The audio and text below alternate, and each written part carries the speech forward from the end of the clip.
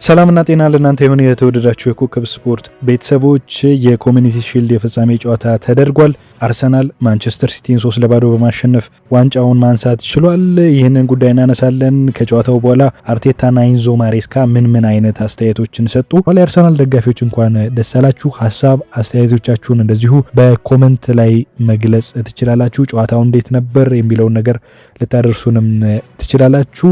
ይሄ ጨዋታ በርካታ ታሪካዊ ክብረ ወሰኖች የተሰበሩበት ነበር። አዲሱ ፈራሚ ዞሊስ አዳዲስ ክብረ ወሰኖችን ሰባብሯል። አርሰናልም እጅግ አስፈሪ ሆኗል። በተለይ በዛሬው ጨዋታ ላይ በተመለከትነው ብቃት ይህንን እናነሳለን። አስተያየቶችን ምን አስተያየቶች ተሰጡ የሚሉትን ጉዳዮች እያነሳን አብረናችሁ የምንቆይ ይሆናል። አብረናችሁ እንድትቆዩ እንጋብዛለን። ማንቸስተር ሲቲ እንግዲህ ዛሬ ቀዝቀዝ ብሎ ነው ጨዋታውን የጀመረው። አርሰናል ጨዋታውን ለመቆጣጠር ያደረገው ጥረት የሚደነቅ ነው። በተለይ በሶስተኛው የሜዳ ክፍል ሲያደርገው የነበረው እንቅስቃሴ ገና በመጀመሪያው ደቂቃ በ23ኛው ሰከንድ ላይ ነው ግብ የተቆጠረው። ሪካርዶ ካላፊዮሪ ያስቆጠራት ግብ እንግዲህ አርሰናልን መሪ አድርጋለች። ይህቺ ግብ በኋላ ተከታታይ ግቦች ተቆጥረዋል። 28ኛው ደቂቃ ላይ ካይ ሃቨርትስ፣ ማርቲን ኦዴጋርድ ደግሞ 48ኛው ደቂቃ ላይ ነው እንደዚሁ ያስቆጠሩት። ይሄ ጨዋታ አስገራሚ መልክ እንዲይዝ ያደርገው በመጀመሪያዋ ሰከንድ በ23 ሰከንድ የተቆጠረችው ግብ ነበረች ማለት ይቻላል። የጨዋታውን መልክ ቀይራለች ማለት ይቻላል። ከጨዋታው በኋላ ኢንዞ ማሬስካ ሲያነሱ የነበረው ጉዳይ ይህንን ነው። ለዚህ ግብ መቆጠር በተለይ የማይስ ሉዊስ ስኬሊ ግቡን እንዲቆጠር አመቻችቶ ያቀበለበት መንገድ በጣም የሚደነቅ ነው። ባለፉት ጊዜያት ይህ ተጫዋች ክለቡን ይለቃል ተብሎ የተለያዩ ጉዳዮች ሲነሱ እንደነበር ይታወቃል። አርቴታ ይህንን ተጫዋች የሚለቅ ከሆነ ምናልባት ሊቆጭበት እንደሚችል ያሳየ ይመስለኛል በዛሬው የጨዋታ እንቅስቃሴ ማለት ነው። እንግዲህ የአርሰናል ዋንጫውን ማንሳት ችሏል። በተለይ በዛሬው ጨዋታ ላይ የኢንዞ ማሬስካ ልጆች ዛሬ ተዳክመው ታይተዋል ማለት ይቻላል። በተለይ ባስመዘገቡት የጨዋታ እንቅስቃሴ በእርግጥ በሙሉ የ90 የደቂቃ የጨዋታ እንቅስቃሴ የኳስ ቁጥጥር ድርሻ ወስደዋል። ይህንም ደግሞ ማየት ችለናል። በተለይ በዛሬው በነበረው ጨዋታ ላይ የኳስ ቁጥጥር ድርሻ ሰፊ የኳስ ቁጥጥር ድርሻም ባይሆን አርሰናልን በልጠዋል። 58% ኳስ ተቆጣጥረዋል። አርሰናል 41% ነበር።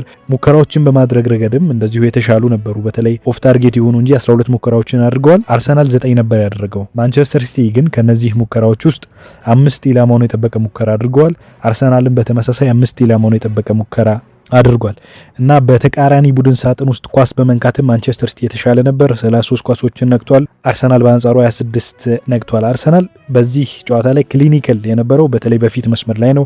ያገኛቸውን እድሎች በሚገባ ተጠቅመዋል። 5 ኦን ታርጌት ሞክረው 3ቱን ወደ ግብ መቀየር የቻሉበትን እድል ነው ዛሬ የተመለከትነው ማለት ነው። በጣም አስደናቂ ጊዜን አሳልፈዋል ማለት ይቻላል። አርሰናሎች እንግዲህ ገና በ23ኛው ሰከንድ ያስቆጠሩት ግብ ነው የጨዋታውን መልክ የቀየረው። አዲሱ ፈራሚ ክሪስቶስ ዞሊስ በ34 ሚሊዮን ፓውንድ የመጣ ነው። 2 ለግብ የሚሆኑ ኳሶችን አመቻችቶ አቀብሏል እና የመጀመሪያ ጨዋታው ነው ይሄ። በጣም ክብረ ወሰኖችን እንዲሰብር ያደረገ እንቅስቃሴ አሳይቷል ማለት ይቻላል እና እንግዲህ ሪካርዶ ካላፊዮሪ በ23ኛው ሰከንድ ያስቆጠራት ጎል በኮሚኒቲ ሺልድ ታሪክ ከ1968 ወዲህ በመጀመሪያው 1 ደቂቃ ውስጥ የተቆጠረች የመጀመሪያዋ ጎል ሆናለች። ያኔ ቦቢ ሆን ነበር ማንቸስተር ሲቲ ላይ ያስቆጠረው እና የ58 ዓመት ታሪክ የተቀየረበት ወይም ደግሞ የተደገመበት ነበር ማለት ይቻላል። ይህቺ ጎል እንግዲህ ሚኬል አርቴታ አርሰናልን ማሰልጠን ከጀመረ ወዲህ ቡድኑ በሁሉም ውድድሮች ያስቆጠራት በጣም ፈጣኑ ጎል ሆናለች። የአርቴታንም ክብረ ወሰን ሰብሯል ማለት ነው። በ23 ሰከንድ እና አንድ አዲስ ክብረ ወሰን ሆኖ ተመዝግቧል። ከዛ ባሻገር እንግዲህ አዲሱ ፈራሚ ዞሊስ በመጀመሪያ ይፋዊ ጨዋታው 2 ለግብ የሚሆኑ ኳሶችን አመቻችቶ አቀብሏል እና ይሄም ደግሞ ከ1996 በኋላ እንግዲህ በአንድ ጨዋታ ያኔ ዴቪድ ቤከም ነበር ለማንቸስተር ዩናይትድ ከኒውካስትል ጋር ሲጫወት ባደረገው ጨዋታ ያቀበለው 2 ለግብ የሚሆኑ ኳሶችን ያቀበለው። ከዛ ወዲህ በኮሚኒቲ ሺልድ ጨዋታ በአንድ ጨዋታ 2 አሲስት ያደረገ ወይም ደግሞ አመቻችቶ ለግብ ያቀበለ የመጀመሪያው ተጫዋች ሆኗል። ይሄ ተጫዋች እንግዲህ ቪኒሺየስ ጁኒየር በተለይ በግራ የማጥቃት እንቅስቃሴ ላይ ማስፈረም አለበት ተብሎ በተደጋጋሚ ሲነሳ ነበር። ዛሬ ያሳየው ብቃት ግን ዞሊስም ለዚህ ቦታ በጣም የሚመጥን አንድሪያ ቤርታ በጣም ጥሩ ስራ እንደሰራ ያሳየበት ነበር ማለት ይቻላል። ከዛ ባሻገር እንግዲህ ካይ ሃቨርትስም እንዲሁ ክብረ ወሰን መስበር የቻለበትን ሁኔታ ነው። 7 የጎል አስተዋጽኦች አድርጓል። ካይ ሃቨርትስ እንግዲህ በክለቡ ከማንኛውም ክለብ በላይ ብዙ የጎል አስተዋጽኦ ያደረገው በተለይ በማንቸስተር ሲቲ ላይ ነው እና 7 የግብ አስተዋጽኦዎች አድርጓል። 4 ጎል አለው፣ 3 ደግሞ ለግብ የሚሆኑ ኳሶችን አመቻችተው አቀብሏልና ሌላ ክብረ ወሰን ነው። የማንቸስተር ሲቲ እንግዲህ ስኬታማ ያልሆኑ ጊዜያት በዚህም ጨዋታ ቀጥሏል። የ120 ዓመታት አስከፊ አጀማመር ጀምረዋል ማለት ይቻላል። ኤንዞ ማሬስካ በማንቸስተር ሲቲ ታሪክ በመጀመሪያ ጨዋታቸው በከባድ የጎል ልዩነት በሰፊ የጎል ልዩነት ከተሸነፉ አሰልጣኞች መካከል አንዱ ሆኗል። ይህ ከባድ ሽንፈት እንግዲህ ከ1906 በኋላ ያኔ ሃሪ ኒውቦልድ ነበሩ በወቅቱ 4-1 የተሸነፉት። ከዛ ወዲህ በ120 ዓመታት ታሪክ ውስጥ የከፋ የአሰልጣኝነት ጅማሬዎቻቸውን ዛሬ አድርገዋልና የማሬስካ ግልጽ ድክመት በዛሬው ዕለት ታይቷል ማለት ይቻላል። ማሬስካ በእንግሊዝ እግር ኳስ አሰልጣኝነት ዘመናቸው ያስተናገዱት እንግዲህ የከፋው ሽንፈት ነው ማለት ይቻላል።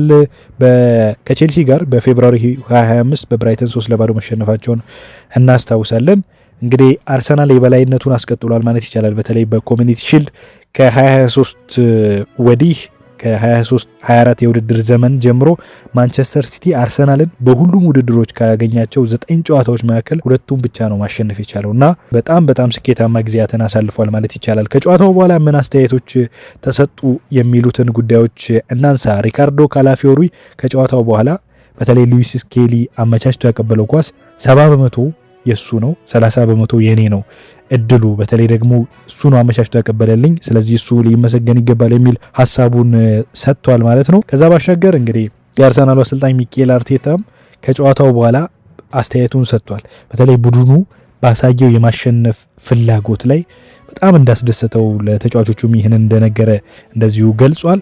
በዋናነት አዲሱ ፈራሚ ዞሊስ በጣም በተፈጥሯዊ መንገድ ከቡድኑ ጋር በፍጥነት መላመዱንም እንዲሁ የሚደነቅ መሆኑን አንስቷል። ብዙ ተጫዋቾች እንግዲህ በጣም እንደሚቸገሩ ይታወቃል አዳፕት ለማድረግ። በተለይ ይሄ ተጫዋች ከክለብ ብሩሽ ሲፈርም አብዛኞቹ ምናልባት ያንን አይነት ድንቅ ስታቲስቲካዊ ብቃት ወደ እንግሊዝ ላያመጣው ይችላል ሲባል ነበርና በጣም ብልህ ሰከን ያለ ትክክለኛ ውሳኔዎችን የሚያሳልፍ ተጫዋች እንደሆነ እንዲሁ አርቴታ አንስቷል ማለት ነው። ስለ በውጤቱ መገረሙንም እንዲህ በቅድመ ውድድር ዝግጅት ወቅት ብዙ ተጫዋቾችን ሲፈትሹና እንዲሁ ሲሞክሩ እንደነበር ይታወቃል አርሰናሎች ማለት ነው።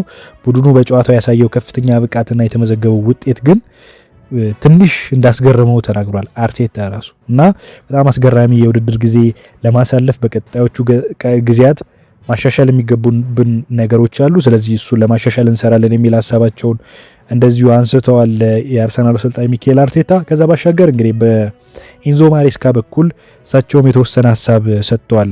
ማሬስካ በተለይ በመጀመሪያው 23ኛው ሰከንድ ላይ የተቆጠረባቸው የመጀመሪያ ግብ የጨዋታውን መልክ እንደቀየረ እና አካሄዱን ብዙ ነገሩን የቡድኑን ስነልቦናም እንደሰለበው እንደዚሁ አንስተዋል። በሁለቱ ቡድኖች መካከል ያለው የብቃት ደረጃ በጣም የተቀራረበ በመሆኑ እንግዲህ በሁለተኛው ሰከንድ ላይ ጎል ማስተናገድ ጨዋታውን ወዲያውኑ አስቸጋሪ ሊያደርገው እንደሚችልና የሆነውም እንደዛ እንደሆነ ነው አስተያየታቸውን የሰጡት። ከመጀመሪያው ጎል በኋላ እንግዲህ ቡድናቸው ያንን ለመቀየር የተሻሉ እንቅስቃሴዎችን ሲያደርግ እንደነበር አንስቷል ኢንዞ ማሬስካ። ይሁን እንጂ በድጋሚ እንዲሁ ግብ ማስተናገዳቸው የጨዋታውን ሌላ መልክ መቀየሩን እንደዚሁ ተናግረዋል። በተለይ በሁለተኛው ጎል መቆጠር ላይ የተሰሩ ግልጽ ስህተቶች እንዳሉ አምነዋል። ዶናሩማ የሰራው ስህተት አስገራሚ ነበር። በተለይ ኳሱን አለመያዙ የሃቨርትዝን የቴስታ ግብ አለማዳኑ በጣም የሚያስገርም ነው። ከሱ አይነት ሲኒየር ግብ ጠባቂ የሚጠበቅ አይደለምና ስህተቱን አምነዋል። በእርግጥ ኢንዞ ማሬስካም እንግዲህ በቀጣይ ሊሻሻሉ የሚገባቸውን ነገሮች እንደሚያሻሽሉ እንደዚሁ ቃል የገቡበትን አጋጣሚ ተመልክተናል። ኢንዞ ማሬስካ ጥሩ አጀማመር አልጀመሩም ማለት ይቻላል በኮሚኒቲ ሺልዱ።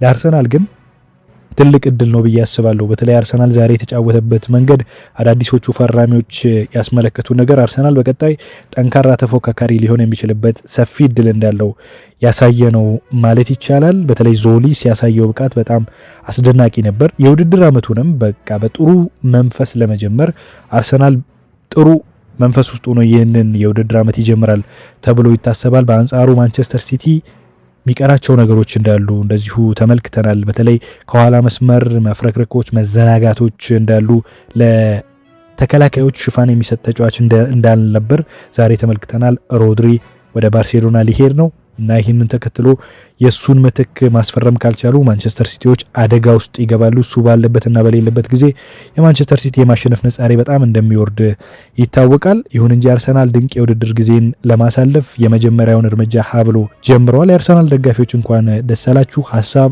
አስተያየቶቻችሁን እንደዚሁ በኮመንት ላይ መግለጽ ትችላላችሁ። ጨዋታው እንዴት ነበር የሚለውን ነገር ልታደርሱንም ትችላላችሁ። የኮከብ ስፖርት ቤተሰቦች ለዛሬ ያዝናቸው ስፖርታዊ ጉዳዮች ይህንን ይመስላሉ። በሌሎች ጉዳዮች እንገናኛለን። መልካም ጊዜ ይሆንላችሁ።